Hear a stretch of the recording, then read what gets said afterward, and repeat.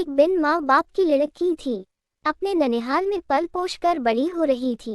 कुछ ही क्लास पढ़ा लिखा कर घर में ननिहाल वाले सारा काम करवाते थे। कभी कभी साग सब्जी लेने बाजार जाती रहती थी। एक दिन उसकी लड़की से कहीं रुपया गिर गया। वह लड़की घबराकर कई सब्जी वालों से कहने लगी कि आप सब्जी उधार दे दीजिए, मैं 2-4 दिन में आपको पैसे दे दूंगी। लेकिन कोई सब्जी वाला उधार देने को तैयार नहीं था। यह बात एक लड़का सुनकर बोला कि मैडम, आपको कितने पैसों की जरूरत है? उसने 500 रुपए की नोट निकाल कर देते हुए बोला कि आपके पास जब हो जाएगा तो वापस कर देना। लड़की बोली कि सर, आपको कहाँ खोजूंगी? लड़का बोला कि मैं बहुत बड़ा आदमी नहीं हूँ, प्रतिदिन हम इसी समय सब्जी या फल लेने बाजार आया करता हूँ। लड़की जब भी बाजार आती थी, लड़का भी सहयोग से मिल जाता था। लड़की मिलकर बहुत शर्मिंदगी महसूस करती थी। लड़का भी कुछ नहीं कहता था। जब एक हफ्ता हो गया तो लड़की पूरी बात बताई कि सर, मैं अपने ननिहाल में रहती हूँ, सब्जी में से रोज कुछ पैसे बचाती हूँ, तो वही इकट्ठा करके दे दूंगी। लड़का बोला कि हमें आपसे कोई पैसे नहीं चाहिए, अगर कभी भी जरूरत पड़े तो हम आपकी मदद और कर देंगे।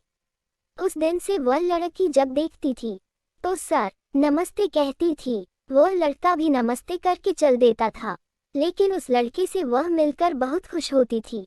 लड़का भी उस लड़की से मिलने के बहाने आया करता था।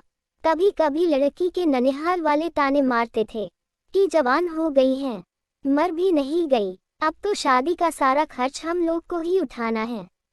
एक दिन उस लड़की ने उस लड़के से बोली कि सर, क्या आप अपने घर झाड़ू पोछा मारने के लिए मुझे रख लेंगे?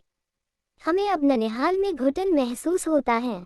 लड़का हंसते हुए बोला कि ठीक है, हमको अपने मम्मी पापा से पूछ लेने दीजिए। संयोग देखिए, वो एक जरूरी काम से बाहर चला गया। लड़की जब भी बाजार आती, उसी लड़के को उसकी नजरें ढूंढती थी। वह लड़की निराश हो गई। किसी ने शिकायत भी कर दी। सब्जी लेने के बहाने किसी लड़के से मिलती हैं। अब रोज ननिहाल वाले प्रताड़ित करने लगे थे। लड़की उबकर मन में सोच ली कि आज अगर वह लड़का नहीं मिला तो आत्महत्या कर लूंगी। अजीब संयोग देखिए, उस दिन वह लड़का तब तक दिखाई दे दिया। लड़की उस लड़के को देखकर अपने आंसुओं को रोक न सकी और नम आंखों से बोली कि सर, आप कहाँ चले गए थे? लड़की के नम आंखों को देख लड़का बोला कि आपसे एक बात बोलूं, आप नाराज तो नहीं होंगी? लड़की कही कि सर बोलिए। लड़का बोला कि क्या आप मुझसे शादी करेगी?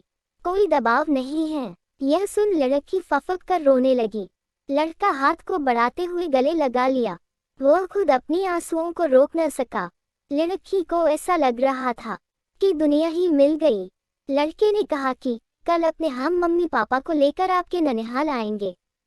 हमें कुछ नहीं चाहिए, बस लोग आपको ताने न मार सके कि आपने भागकर शादी की। घर सबको जाकर बता देना।